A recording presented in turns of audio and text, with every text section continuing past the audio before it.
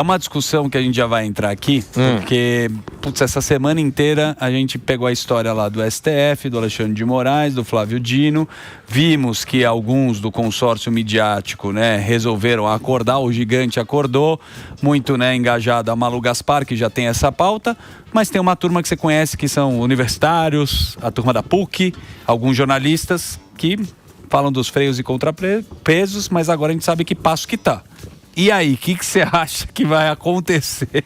Vai poder publicar? Você vai poder ter uma rede social? Pois é, o que acontece, né? Essa é uma discussão que o STF já tinha resolvido em 2009. Exato. Pelo seguinte, no período do regime militar, você teve o AI-5, né? Que teve todas aquelas restrições à imprensa e tudo mais, ao Congresso Nacional, e depois do AI-5, o regime militar ele foi complementando a censura. Um desses passos foi justamente exigir o diploma de jornalista. Certo. E exigir um registro no Ministério do Trabalho.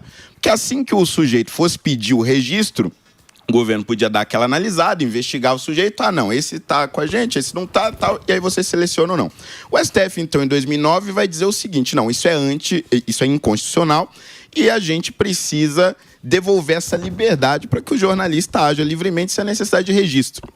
O Gilmar Mendes, que inclusive tá contra essa ideia atualmente, na época foi o relator do caso, e ele disse o seguinte, né, que a liberdade de expressão e o jornalismo, de certa forma, se confundiam.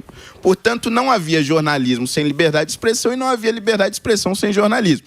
E para você exercer a sua liberdade de expressão, você não precisa de nenhum registro, não precisa de uma formação. Você simplesmente exerce. Aí agora o que está acontecendo? Com esse caso envolvendo aí o Dino, veio a ideia de que, esses blogueiros podem estar envolvidos com crime organizado, por isso a gente precisa regulamentar. Jornalista, é o blogueiro que está envolvido com crime. E a Polícia Federal fez uma investigação. E a Polícia Federal investigou. Não encontrou indício de que havia pagamentos irregulares, pelo menos não até agora. E mais do que isso, houve, ao longo das últimas décadas, diversas investigações sobre PCC, Comando Vermelho. Já encontraram advogados envolvidos com Comando Vermelho, PCC. Já encontraram até promotores, juízes, deputados, vereadores, pessoas das mais diversas categorias.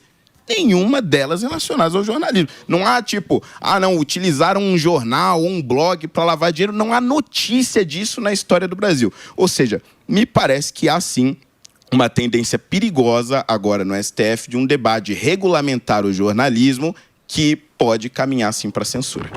Albeta, você que é o cara que é do X, o cara que mais posta no X. Xvideos. Quando o cara tem também, quando o cara tem a notoriedade, a gente viu alguns aqui que nem jornalistas também eram, que dá sua opinião, que produz o conteúdo. Isso aconteceu muito no Brasil, e essa turma foi para os Estados Unidos. Alguns perderam contas. Sim. O lugar também está na opinião que incomoda pelo engajamento da rede, né? Exato. Então, Holiday, porque a gente viu na fala, né, dos ministros que a complexidade da internet, a internet é muito complexa e às vezes a pessoa que está dando uma opinião não necessariamente é jornalista.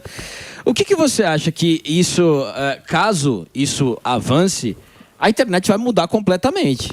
Porque aí nós teremos apenas os jornalistas autorizados a fazer as publicações. Que lembra alguns países, Opa! Né? Exatamente. E sabe o que é mais curioso nisso também? É que a própria Constituição não usa o termo jornalista quando fala de sigilo da fonte. Lá no artigo 5º, quando ela vai falar do artigo da fonte, ela diz que garante o sigilo da fonte ao exercício profissional, seja ele qual for. Ou seja, eu, por exemplo, eu já contei essa história aqui diversas vezes, né? Eu denunciei, quando ainda era vereador, um esquema de corrupção de desvio de emendas, teve ameaça e tudo mais. Se naquela época eu tivesse resolvido denunciar publicamente, não fui no MP, no caso, mas eu tivesse resolvido denunciar publicamente, apresentar, olha, este vereador aqui, ele é um corrupto, eu tenho provas, uma fonte me entregou uma gravação e ponho no ar. Se essa interpretação dos ministros estivesse valendo, estivesse agindo, o sujeito que praticou a corrupção poderia continuar solto e eu seria punido. Porque a forma como a prova foi apresentada é irregular. Então, o sujeito que roubou não poderia ser punido por isso, mas eu, por não ter o registro de jornalista, sou historiador, sou cientista político, mas não sou jornalista. E por ter exposto isso sem ser jornalista, seria punido. Não existe nenhuma democracia respeitável no mundo que siga esses critérios. Só que o negócio é o seguinte, hoje, pelo menos a Folha publicou recentemente, a maioria dos ministros do STF não seguem nesse caminho. Gilmar Mendes foi o relator em 2009, então mantém a posição dele. Carmen Lúcia votou com Gilmar Mendes, até onde se sabe, manteria o seu posicionamento. Só que nos próximos 4 anos vão mudar 4 ministros do Supremo. Que podem pensar muito Exatamente. nesta linha de raciocínio. E aí o cenário pode ser completamente diferente, a depender de quem vai ocupar essas cadeiras.